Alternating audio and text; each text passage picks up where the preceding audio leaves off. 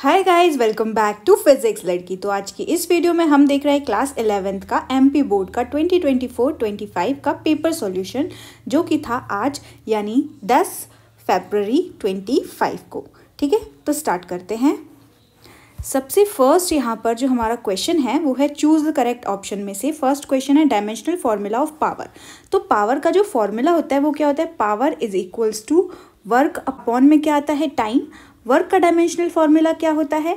m की power 1, l की power 2 and t की पावर -2, राइट। और अपॉन में कितना चल रहा है? t। तो ओवरऑल अगर हम देखेंगे तो डायमेंशनल फॉर्मूला क्या बन रहा है? m की पावर 1, l की पावर 2 एंड t की पावर -3। यानी जो ऑप्शन हमारा करेक्ट है वो है option number B. Second question, which of the following is a vector quantity. इनमें से कौन सी क्वांटिटी हमारी वेक्टर क्वांटिटी? तो टेम्परेचर बिल्कुल भी नहीं है, प्रेशर भी नहीं है, एनर्जी भी नहीं होती, यानी थर्ड ऑप्शन जो है हमारा इम्पल्स वो करेक्ट आंसर है। How much energy is consumed by 100 what power 100 what bulb in 10 hours. देखो पावर कितना दिया हुआ है इस क्वेश्चन में आपको, ये है 100 वॉट, ठीक है। और जो टाइम दिया हुआ है वो कितना है? 10 आवर। अगर हम 1 आवर को सेकेंड में कन्वर्ट करें तो कितना आएगा? 1 आवर को सेकेंड में कन्वर्ट करेंगे तो 3600 होता है। 10 आवर को कन्वर्ट करेंगे तो कितना होगा? 36,000 सेकेंड, ठीक है। आवर को हमने 10 आवर्स को कन्वर्ट करा है किसमें? सेकेंड में। अब कुछ नहीं, simple, work is a form of energy, यानी हम सिंपली यही सेम फॉर्मूला अप्लाई करेंगे। क्या? Work is equals to power into time. हमें सिर्फ इन दोनों क्वांटिटीज़ को क्या करना है? मल्टीप्लाई। जब हम मल्टीप्लाई करेंगे ना तो इसको हमें सिग्निफिकेंट डिजिट्स में बताना है, यानी डेसिमल वाला, ठीक है। तो डेसिमल में ये आपका जो ए ऑप्शन होगा वो उसके बराबर आएगा 3.6 इंटू 10 की power 6 joule. According to Kepler's third law, Kepler का थर्ड लॉ क्या कहता है कि square of time period is directly proportional to the cube of semi major axis, ठीक है। तो यहाँ पर जो हमारा ऑप्शन नंबर सी होगा वो हमारा थर्ड जो ऑप्शन है ना, वो ऑप्शन हमारा यहाँ पर करेक्ट होगा, क्योंकि वहाँ पर टाइम का स्क्वायर है, is directly proportional to the cube of semi major axis है, ठीक है। नेक्स्ट है आपका pressure due to an ideal gas. तो यार प्रेशर का फॉर्मूला जो डेरिवेशन हमने किया था काइनेटिक थ्योरी ऑफ गैसेस में, उसमें जो यहाँ पर बी ऑप्शन है वो हमारा बिल्कुल करेक्ट है। नेक्स्ट है speed of transverse wave on a stretched string. तो ये आपका ए ऑप्शन सही है, क्योंकि टी यहाँ पर क्या बता रहा है? टी आपको बता रहा है टेंशन इन द स्ट्रिंग, और म्यू आपका जो होता है ये होता है मास पर यूनिट लेंथ, ठीक है। तो आपका ए ऑप्शन इसमें करेक्ट है। नेक्स्ट हम आते हैं फिलिंग द ब्लैंक्स में। The area under velocity time graph represents dash of the object. ये the area under velocity time graph, तो इसका जो आंसर होगा वो होगा आपका डिस्प्लेसमेंट, ठीक है। तो करेक्ट आंसर यहाँ पर क्या आएगा? डिस्प्लेसमेंट, ठीक है, डिस्प्लेसमेंट फर्स्ट ऑप्शन में। The path of a projectile is, projectile motion का जो पाथ होता है ना वो कैसा होता है? पैराबोलिक। तो इसका जो आंसर होगा वो होगा पैराबोलिक, ठीक है। नेक्स्ट है frictional force which opposes relative motion between the surfaces in contact is called. यहाँ बोल रहे हैं रिलेटिव मोशन, तो रिलेटिव मोशन जो आता है वो या तो हम उसको काइनेटिक फ्रिक्शन बोलते हैं या फिर स्लाइडिंग फ्रिक्शन बोलते हैं, तो दोनों ही ऑप्शन यहाँ पर करेक्ट होंगे, ठीक है। तो अपन यहाँ पर स्लाइडिंग फ्रिक्शन जिसने लिखा है वो भी करेक्ट है, या काइनेटिक फ्रिक्शन जिसने लिखा है वो भी करेक्ट है। नेक्स्ट फोर्थ क्वेश्चन है a rigid body is said to be in dash if both its linear momentum and angular momentum are not changing with time। जिसका linear momentum यानी p की वैल्यू भी चेंज नहीं हो रही हो और angular momentum यानी l की वैल्यू भी चेंज नहीं हो रही हो टाइम के रिस्पेक्ट में, तो हम बोलेंगे कि जो बॉडी है वो इक्विलिब्रियम में है। कैसे इक्विलिब्रियम में है? क्योंकि ना ही वो लीनियर मोशन कर रही है ना ही रोटेशनल मोशन कर रही है, वो कर रही है मैकेनिकल इक्विलिब्रियम में है, मतलब रेस्ट पे है। तो इसका जो आंसर होगा वो होगा मैकेनिकल इक्विलिब्रियम, ठीक है। नेक्स्ट है आपका the value of acceleration due to gravity is maximum. जो एक्सेलरेशन ड्यू टू ग्रेविटी होता है ना यार, वो मैक्सिमम कहाँ पर होता है? तो इसके दो आंसर हो सकते हैं। एक आपका होगा at the surface of earth, earth surface पर जो एक्सेलरेशन है वो मैक्सिमम आता है, ठीक है, at the surface of earth, ठीक। अगर ये नहीं तो फिर इसका एक और आंसर हो सकता है, बन सकता है, वो है पोल्स। तो पोल्स पर भी जो आपका एक्सेलरेशन ड्यू टू ग्रेविटी होता है वो मैक्सिमम होता है। लास्ट है आपका the ratio of stress and strain. Stress और स्ट्रेन के रेशियो को हम बोलते हैं मॉड्यूलस ऑफ इलास्टिसिटी, ठीक है, या इलास्टिक मॉड्यूलस। क्या बोलते हैं? Elastic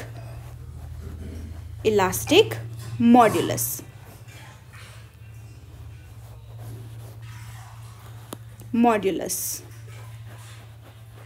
done. इसके बाद नेक्स्ट है हमारा मैच द फॉलोइंग। तो मैच द फॉलोइंग में सबसे फर्स्ट है हमारा सॉलिड एंगल। तो सॉलिड एंगल का जो ऑप्शन होगा यहाँ पर वो होगा स्टे रेडियन, ठीक है। क्या आएगा? Stay radian. जी जो है ना वो यहाँ पर करेक्ट होगा, राइट। तो ये ऑप्शन नंबर जी। नेक्स्ट है आपका इंस्टेंटेनियस वेलोसिटी। तो इंस्टेंटेनियस फॉर्मूला जो होता है आपका वेलोसिटी का वो होता है डिस्प्लेसमेंट अपॉन टाइम। तो यहाँ पर जो डी ऑप्शन होगा वो करेक्ट होगा। किसके लिए? ये होगा आपका सेकेंड वाला, यानी कि इंस्टेंटेनियस वेलोसिटी।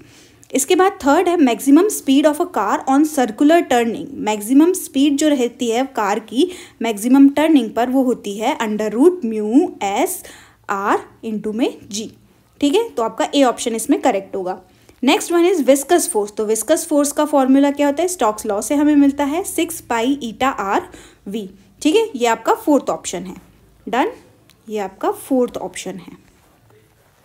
नेक्स्ट है आपका रेट ऑफ हीट फ्लो। तो रेट ऑफ हीट फ्लो का फॉर्मूला क्या है? सीधा ही सीधा दिया हुआ है KA change in temperature upon में L, ठीक है। तो रेट ऑफ हीट फ्लो का जो आंसर होगा वो होगा आपका ई ऑप्शन। नेक्स्ट है specific heat capacity of solid. तो स्पेसिफिक हीट कैपेसिटी जो होती है ना सॉलिड की वो होती है आपकी सी ऑप्शन, यानी कि ER। बढ़ते हैं नेक्स्ट क्वेश्चन की तरफ। क्वेश्चन नंबर 4 है आपका ट्रू और फॉल्स। तो फर्स्ट क्वेश्चन है इसमें only similar physical quantities can be added और सब्ट्रैक्टेड। बिल्कुल सही बात है। सेम फिजिकल क्वांटिटी को ही हम ऐड या सब्ट्रैक्ट कर सकते हैं, लेकिन डिफरेंट फिजिकल क्वांटिटी को हम मल्टीप्लाई और डिवाइड कर सकते हैं, ठीक है। मल्टीप्लाई और डिवाइड किया जा सकता है डिफरेंट फिजिकल क्वांटिटीज़ को, लेकिन डिफरेंट फिजिकल क्वांटिटीज़ को हम कभी भी ऐड और सब्ट्रैक्ट नहीं कर सकते। ऐड और सब्ट्रैक्ट करने के लिए क्वांटिटीज़ कैसी होनी चाहिए? सिमिलर। नेक्स्ट है इफ़ एक्सेलरेशन इज 0। अगर एक्सेलरेशन बॉडी का 0 है then object must be at rest. तो ये वाला ऑप्शन आपका, ये जो क्वेश्चन है आपका ये कैसा हो जाएगा? फॉल्स। क्यों? क्योंकि एक्सेलरेशन उसका 0 है यार। उन्होंने ये थोड़ी बोला है कि वेलोसिटी 0 है या उसकी स्पीड 0 है। अगर वो ये बोल देते कि उसकी स्पीड 0 है तो वो बॉडी रेस्ट पर होती। एक्सेलरेशन 0 है मतलब उस पर कोई फोर्स नहीं लग रही है, लेकिन वो बॉडी का जो चेंज इन वेलोसिटी है वो नहीं हो रही है। एक्सेलरेशन 0 का मतलब क्या है? उसकी वेलोसिटी चेंज नहीं हो रही है, मतलब उसकी वेलोसिटी कांस्टेंट है तो वो मूव कर रहा होगा। Next vector product follows commutative law. तो ये भी फॉल्स है। आपका जो डॉट प्रोडक्ट होता है वो कम्यूटेटिव लॉ को फॉलो करता है, लेकिन वेक्टर प्रोडक्ट फॉलो नहीं करता। नेक्स्ट है viscosity of an ideal fluid is 0। तो ये आपका बिल्कुल करेक्ट है, यानी ये ट्रू है। Next if external frequency is equal to the natural frequency of the system then system is in resonance. तो ये भी आपका रेजोनेंस का ही पूरा डेफिनेशन गिवन है। तो ये भी आपका जो लास्ट वाला है 5th वाला वो भी क्वेश्चन ट्रू है। डन। तो बढ़ते हैं अब नेक्स्ट क्वेश्चन की तरफ।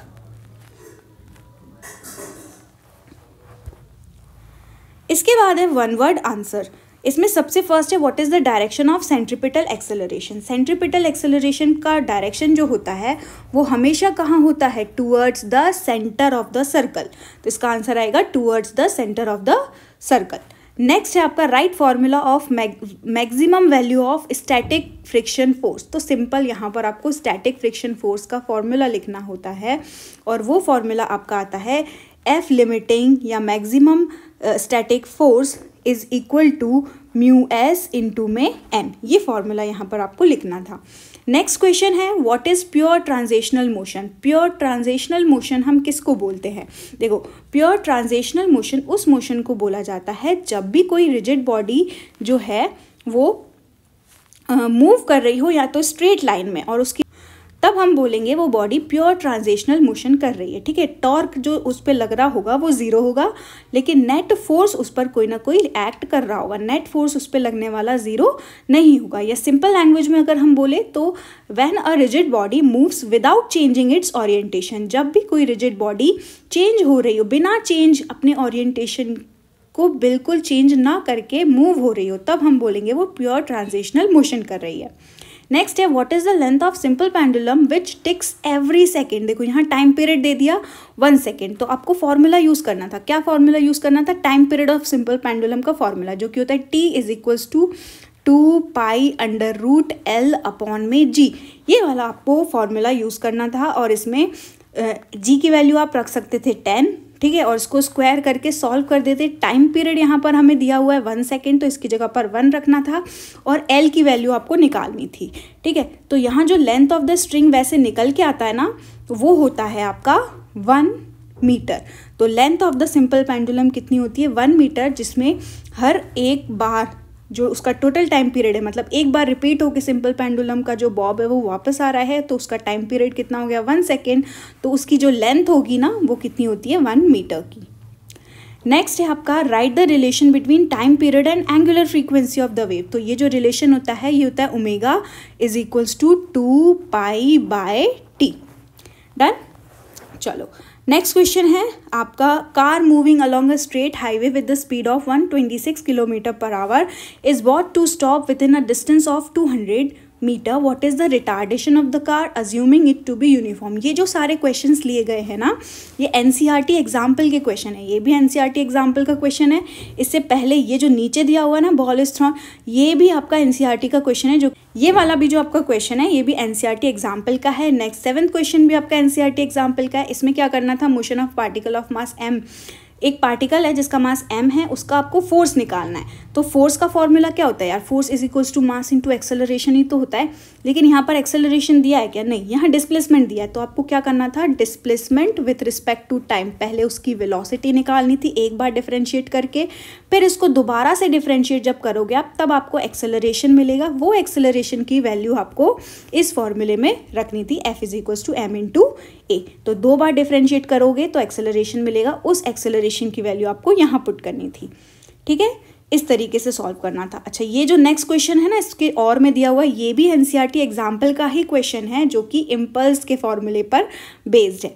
इम्पल्स का फॉर्मूला क्या होता है? इम्पल्स का फॉर्मूला होता है I is equals to change in momentum, ठीक है, चेंज ऑफ मोमेंटम। वो क्या होता है? इम्पल्स। तो डेल्टा P हम इसको बोल सकते हैं, या mv माइनस mu इसका फॉर्मूला होता है, ठीक है। अगर आप फॉर्मूला भी लिख के आए हैं तो आपको उसमें नंबर ज़रूर मिल जाएगा। नेक्स्ट है आपका कंजर्वेटिव फोर्स क्या होता है? तो कंजर्वेटिव फोर्स ऐसा फोर्स होता है जिसके क्लोज्ड पाथ में वर्क डन कैसा होता है? 0, और वो उसकी इनिशियल और फाइनल पोजीशन पर ही डिपेंड करता है, वो उसके पाथ पर डिपेंड नहीं करता है। इलास्टिक कोलिशन क्या होता है? तो इलास्टिक कोलिशन ऐसा कोलिशन होता है जिसमें जो काइनेटिक एनर्जी होती है वो भी कंजर्व्ड होती है और मोमेंटम भी कंजर्व होता है। What is moment of inertia? Moment of inertia का फॉर्मूला क्या बनता है? I is equals to mr²। तो हम इसकी डेफिनेशन में भी क्या लिख सकते थे? It is the product of mass and square of distance from the axis. Centre of gravity, centre of gravity हम किसको बोलते हैं? A point with in an object where it's weight is evenly distributed. जहाँ पर body का जो wait है वो इवनली डिस्ट्रीब्यूटेड होता है, तो हम अज्यूम करते हैं वो सारा का सारा उसका जो वेट है वो एक ही पॉइंट पर है, उसको बोलते हैं सेंटर ऑफ ग्रेविटी। नेक्स्ट है what is Newton's law of cooling? तो न्यूटन्स लॉ ऑफ कूलिंग क्या होता है? The rate of heat transfer is directly proportional to the temperature difference. Next है आपका स्टीफन बोल्ट्जमैन लॉ। तो ये क्या बताता है कि जो अमाउंट होता है रेडिएशन किसी भी बॉडी से एमिट होता है, ब्लैक बॉडी जो रेडिएशन एमिट करती है, उसका जो अमाउंट होता है वो डायरेक्टली प्रोपोर्शनल होता है, उसका एरिया डायरेक्टली प्रोपोर्शनल होता है to the 4th power of temperature, ठीक है। नेक्स्ट है आपका सेकेंड लॉ ऑफ थर्मोडाइनामिक्स। तो ये भी आपको स्टेट करना था, इसमें ये भी 2 मार्क्स का था। तो आप इसके जो 2 स्टेटमेंट होते हैं, एक तो होता है कैल्विन प्लैंक्स स्टेटमेंट, वो भी लिख सकते थे, या अगर वो नहीं तो जो नेक्स्ट स्टेटमेंट है क्लाउसियस स्टेटमेंट, वो भी आप इसमें लिख सकते थे। नेक्स्ट है कार्नोट थ्योरम को डिफाइन करना है, और इस सिंपल हार्मोनिक मोशन को डिफाइन करना है, ऑसिलेटरी मोशन को डिफाइन करना है, ठीक है। नेक्स्ट है आपका फंडामेंटल फिजिकल क्वांटिटीज़ क्या होती है, और इसमें आपको पूरी लिस्ट जो 7 फंडामेंटल क्वांटिटीज़ की थी वो बतानी थी। नेक्स्ट आपको सिग्निफिकेंट फिगर दिया हुआ है और उसके जो 4 रूल्स हैं वो आपको लिखने हैं। देन इसमें नेक्स्ट क्वेश्चन है आपका, बॉडी को हमने डिस्प्लेस किया है 4 मीटर, तो डिस्प्लेसमेंट कितना है? 4 मीटर, और फोर्स यहाँ पे आपको वर्क डन निकालना है। तो वर्क का फॉर्मूला जो यहाँ लगाना था वो था work is equals to F vector dot R vector, ठीक है। ये फॉर्मूला इस क्वेश्चन में लगेगा 14th वाले में। नेक्स्ट है आपका इसमें भी देखो फोर्स, इसमें एंगल निकालना है किसके बीच में, फोर्स और डिस्प्लेसमेंट के बीच का एंगल निकालना है। तो आपका यहाँ पर लग जाएगा फॉर्मूला, पहले तो आपको इस दोनों को सॉल्व करके वर्क निकालना है और फिर वर्क वाला फॉर्मूला फिर से लगेगा। Find the expression for work done by gas in isothermal process. Next है Cp minus CV equal to R, जिसको हम मेयर इक्वेशन बोलते हैं। नेक्स्ट है आपका Young's modulus of elasticity, bulk modulus of elasticity और मॉड्यूलस ऑफ इलास्टिसिटी को define करना है, ठीक है, जो कि लॉन्गिट्यूडनल, वो स्ट्रेस अपॉन स्ट्रेन होता है।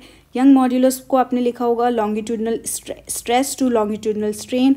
बल्क मॉड्यूलस क्या होता है, volumetric strain upon stress upon volumetric strain. Modulus of rigidity हम किसको बोलते हैं, जो हमारा शेयरिंग स्ट्रेस होता है टू शेयरिंग स्ट्रेन, या फिर tangential stress to tangential strain. Next है आपका स्ट्रेस स्ट्रेन कर्व डिफाइन करना था, इन दोनों में से कोई एक ही क्वेश्चन करना था। नेक्स्ट है इसके बाद आपका मैग्नीट्यूड और डायरेक्शन निकालना है, इसमें आपको डेरिवेशन करना है। ये भी पूरा सीधा का सीधा NCERT एग्जाम्पल से क्वेश्चन उठाया गया है, जिसमें आपका जो एक्सप्रेशन है वो आता, जो नेट रिजल्टेंट होता है वो डायरेक्टली अंडर रूट वो बराबर होता है किसके, A1 का स्क्वायर प्लस A2 का square plus 2A1 A2 cos phi। तो ये आपको एक्सप्रेशन यहाँ पर निकालना था, ठीक है। और इसका एक और एक्सप्रेशन होता है tan अल्फ़ा करके, तो tan alpha is equals to क्या होता है, B sin theta upon A plus B cos theta, ठीक है। ऊपर वाला इसका बता रहा है मैग्नीट्यूड और नीचे वाला इसका बता रहा है डायरेक्शन। तो यहाँ पर इस क्वेश्चन में आपको ये दोनों ही एक्सप्रेशन निकालना था, दो वेक्टर्स को यूज़ करके उसका रिजल्टेंट निकालना था और उस रिजल्टेंट का मैग्नीट्यूड और डायरेक्शन आपको बताना था। नेक्स्ट है आपका प्रोजेक्टाइल मोशन, तो इसमें पूरा प्रोजेक्टाइल मोशन का डेरिवेशन है, जिसमें मैक्सिमम हाइट निकालना है, टाइम ऑफ फ्लाइट निकालना है और हॉरिजॉन्टल रेंज निकालना है। नेक्स्ट है आपका find the expression for acceleration due to gravity at a point below the earth surface.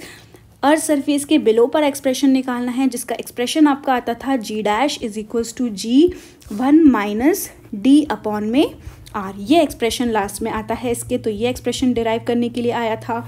Next है आपका find the expression for orbital speed of find the expression for orbital speed and time period of an earth satellite. तो earth के satellite का orbital speed के लिए expression निकालना है और टाइम पीरियड के लिए एक्सप्रेशन निकालना है।